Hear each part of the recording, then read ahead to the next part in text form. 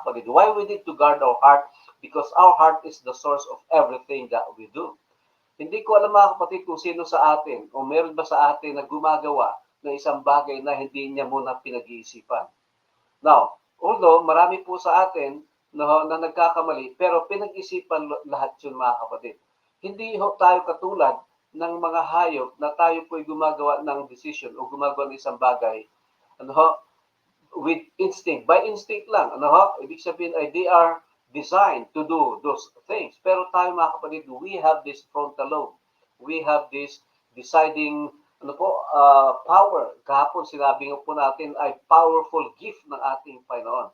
So everything na ginagawa natin galing po dito. Kaya nga po, we need to guard this mga kapatid. Kasi lahat ng ating ginagawa ay dito nang gagaling sa atin pong heart mga kapatid. So, kaya